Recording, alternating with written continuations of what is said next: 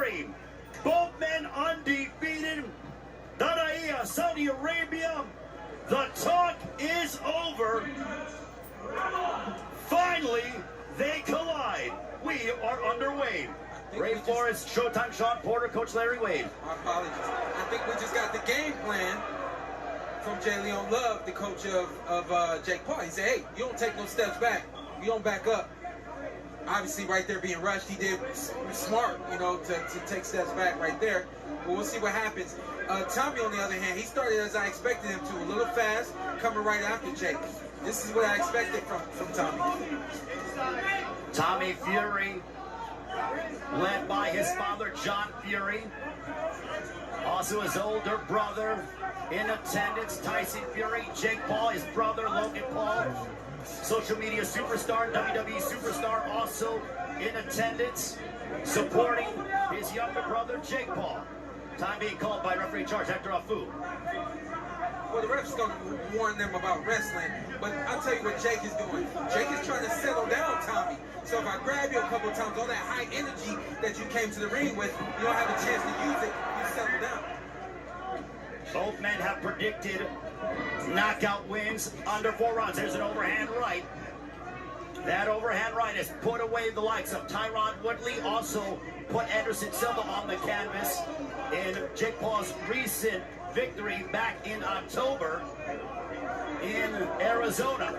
Listen, Tommy has doubled and tripled up on the jab. And then finally, Jake came over the top with overhand right. If you're Tommy, keep jabbing. Don't stop jabbing because you see a weapon coming after you. You stabilize that weapon by continuing to use your jab.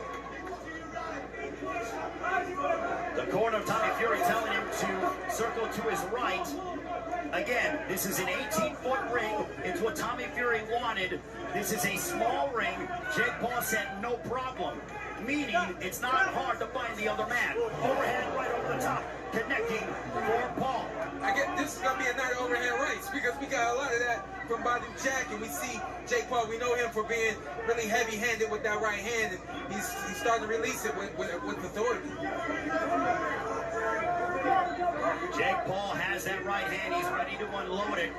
Tommy Fury said, I'm a way better boxer. There's no way this guy can beat me. Tommy Fury has proclaimed the public has only seen 10% of what I'm capable of inside the ring. If you look at this fight right now, you have to ask yourself, who is quote-unquote the YouTuber and who is quote-unquote the boxer? Because if you look at it, Jake Paul is showing that he is definitely a seasoned boxer. He just has to stay consistent in what he's doing and put pressure on him in the same way. BJ Flores, Jay Leon Love in the corner of Jake Paul. There's a left hook for Jake Paul. Final moments of the first round.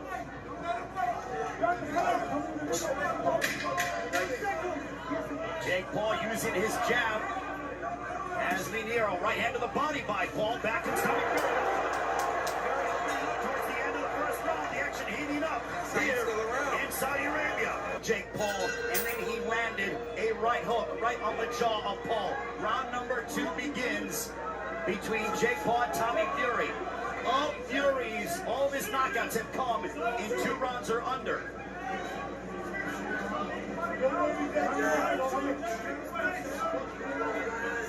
Tommy received an overhand right in that first round, and he ate it really well. What he can't afford to do is keep that jab hand down after releasing it, because we know the punch right there. We know that an overhand right is coming from Jake Paul, especially in a moment like that right there.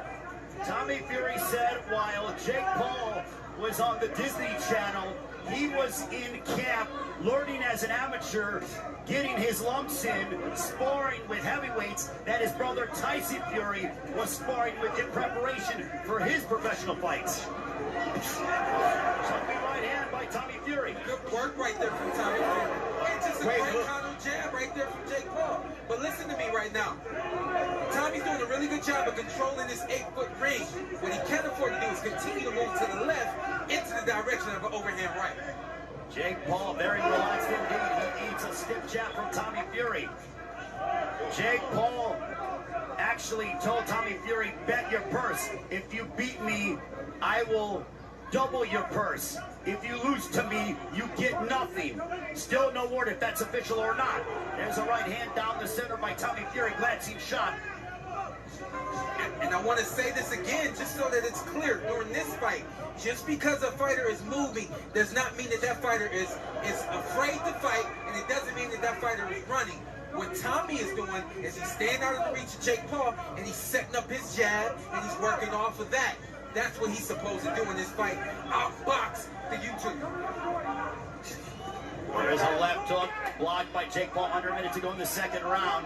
Jake Paul has sparred the likes of Andrew Tabiti overhand right, also John Pascal has been in and sparring all over the United States. Overhand right by Paul. Now they tie up. Hector Alfu will separate them. That overhand right is starting to find a home. Jake needed some kind of rhythm to get started, and now he's ended up with jab, feints, and overhand right. That'll get him back into this fight. Both men seem to be relaxed. The stiff jab by Tommy Fury. We call it fast chess. What does that mean? Tommy, you got hit with 2 overhand rights in a row. Calculate what happened and don't let it happen again.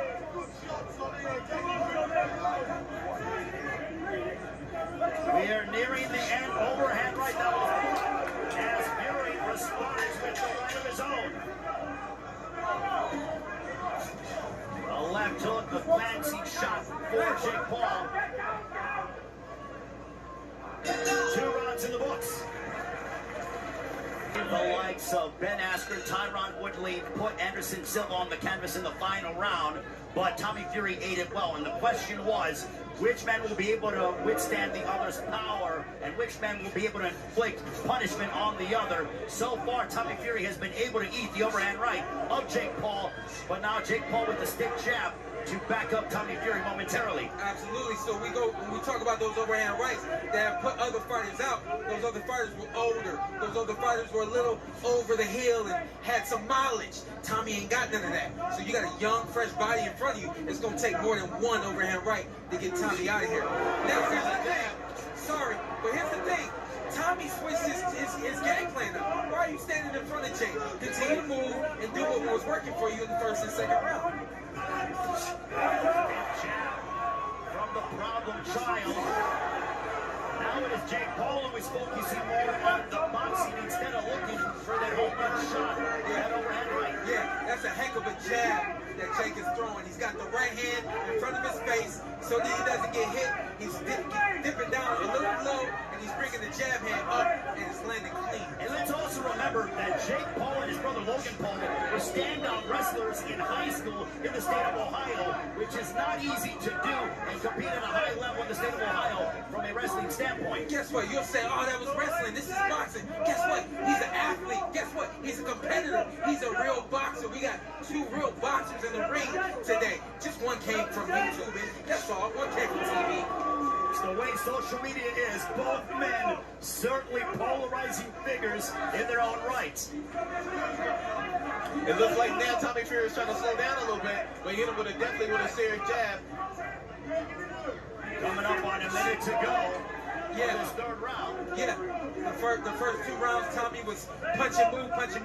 Now he's punching and he's standing still, and that's a problem.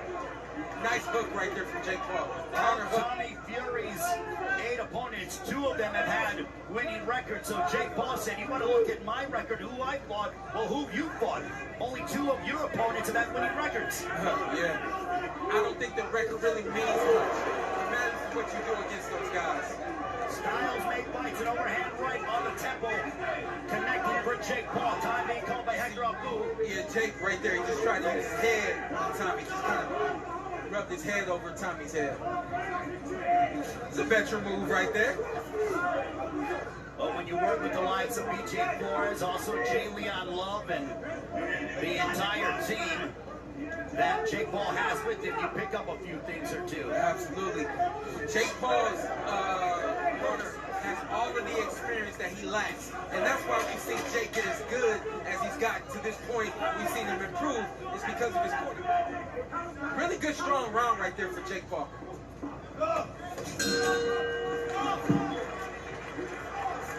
He's got to pick it back up.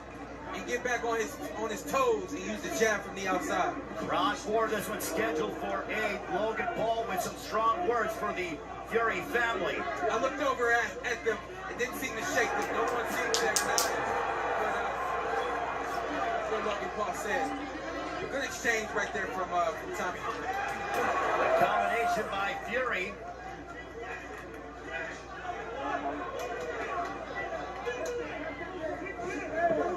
You gotta be able to read your opponent. You can if you read, if you know what you're looking at, you can see the punches coming from Jake. You can tell when it's gonna be a jab or a lead hook or an overhand right. So you're saying Jake is telegraphing his shots? Absolutely. Honestly, from what I can see and what I'm reading, I know when the overhand is coming, I know when the hook is coming, and I know when the jab is coming. It's up for Tommy to not set his feet. A lot like what Biden did last fight. Tommy, don't set your feet. Keep moving and don't allow Jake to get close to you.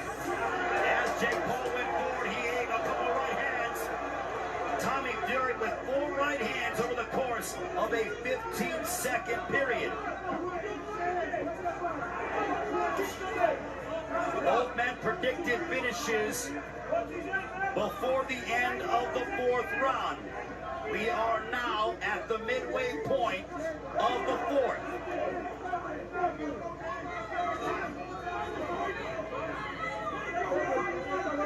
This is good boxing, and I see experience right here from Tommy. This is probably a Tommy Fury that nobody expected right now. What about you, Wade? You know what, as I'm looking at him, the number one thing I'm looking at, he's waiting for him so he can catch him with the counter. And so you expect that out of someone who's a more polished boxer. So he's definitely showing us something different. A minute to go in this 4th round. Tommy Fury looks to be very relaxed inside the ring against Jake Paul.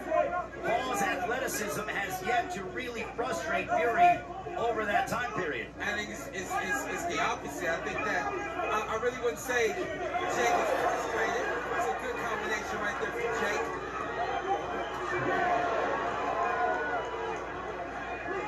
Tommy's comfortable in there right now. Tommy's comfortable in there right now. He's in his rhythm. He knows what he's looking at. He's trying to time Jake. And he turned the tables. Again, the movement is what's giving Jake trouble. Don't stand in front of Jake and allow him to punch. Keep moving. It's okay. Final moments of the 4th round between Jake Paul and Tommy Fury.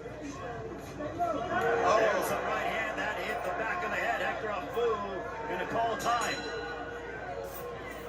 Throwing nearly less than half of that. 82 only landed 27, so Tommy Fury is clearly being the busier of the two. You gotta be busy. When you're in the ring with someone who doesn't have experience, you throw a whole lot at them, you know? And when you have opportunities, you throw the whole kitchen sink at them. Right here, this is where Tommy wins. You're leading with the jab, backing Jake up, and not allowing Jake to set up that right hand and come off of his back foot with a big punch. So much for that prediction from both men stating the fight will not enter the 5th. We are now into that round. Okay, let's keep it real.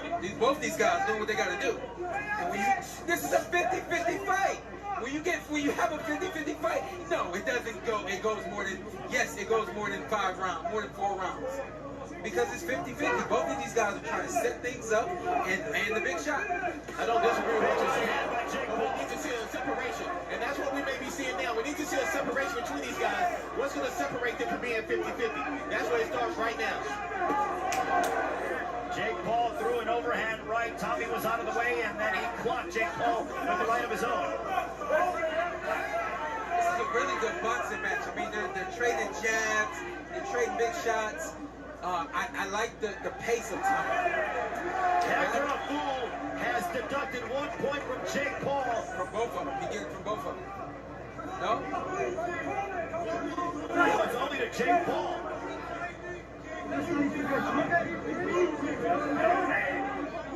To my knowledge, he just deducted a point from Jake Paul, not Tommy Fury, because he would have to go to the judges with both men. He only did it with Jake Paul.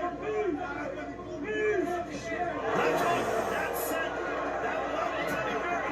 Fury fighters are home.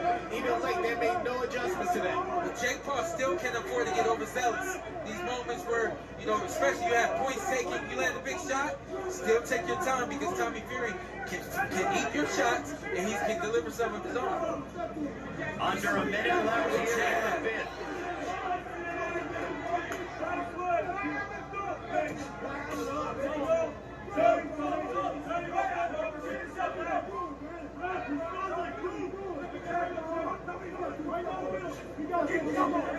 The deduction of a point, what does that do to the mental psyche of Jake Paul? It's not fair.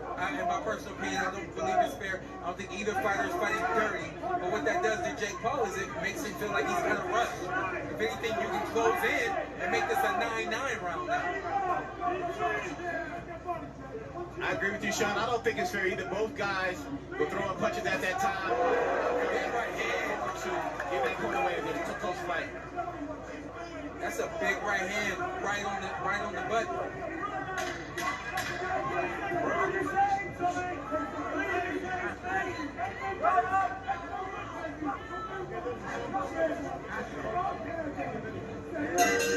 That'll end the fifth round. 3 more rounds with Jake Paul and Tommy Fury, both men undefeated. On to the 6th we go.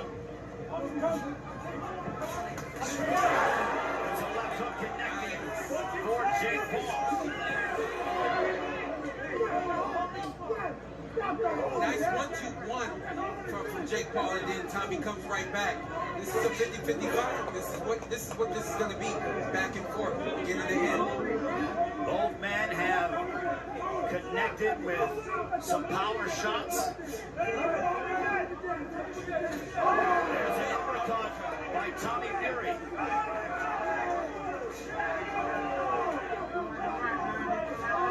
The Fury corner making a lot of noise as Tommy Fury having more success in this 6th round. And that right there is old school. Every time you touch your opponent, if your corner is making noise, that's allowing you, that's only making your opponent know that he got hit.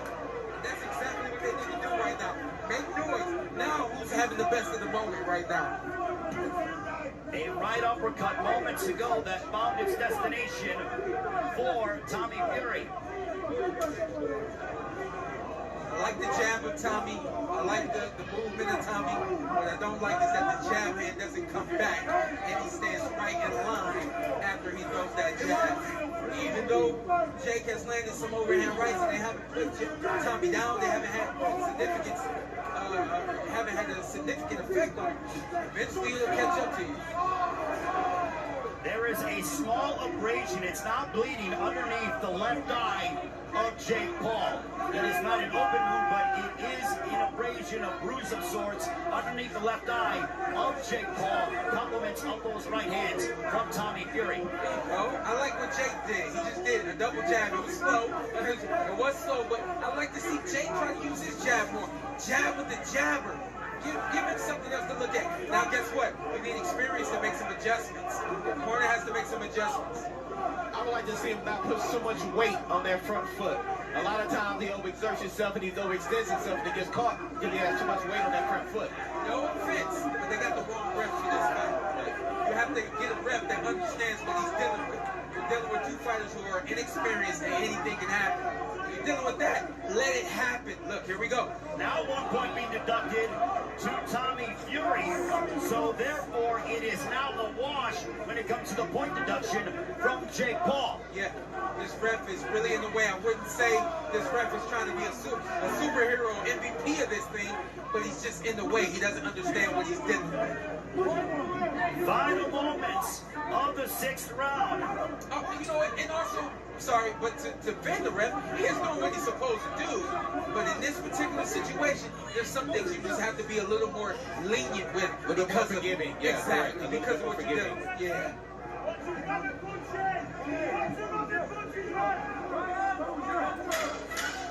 Final 10 seconds of this 6th round. Tommy Fury, a point deduction. Yeah. We're on our way to the 7th. Good work. That's how I see it.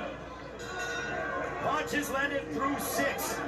Jake Paul 40 of 122. Fury 70 of 230. They both start off strong here in the 7th round. If you're going to stand in front of your opponent, you have to have a second move. After you punch, there has to be either defense or more punches, or you have to be able to move out of the way. That is the mistake that Tommy is making. He punches and he stands right there in front of you. Right there, he was able to move. That's what it has to be. And for Jake, I want to see you use more jabs. Where's your combination? Where's head, body, head? Where's everything I've seen you do in the past? You got to pull all that out now. It's a close fight between these two as Jake Paul continues to pursue Tommy Fury. Back comes Fury, hand to the body, back comes Jake Paul. A lot of wrestling. Let's just hope that we don't get another point deduction either way. Yeah, absolutely. Jake Paul seemed to come out with a little bit more energy this round. I think he understands the urgency and trying to move forward on this card. This is what we call dirty boxing, but it is allowed. They are punching, grabbing, they are hitting on the break. Overhand right by Jake Paul. It's what happens when you have guys that styles make fights, and you're going to get a lot of punching and grabbing with these two. Absolutely, yeah, a lot of punching in between the punches. Excuse me, I have some ice whooping to do. Somebody throws, next person throws, next thing you know, there's a deadlock and there's a hold. Big right hands right there from Tommy Fury. A series of 3 right hands.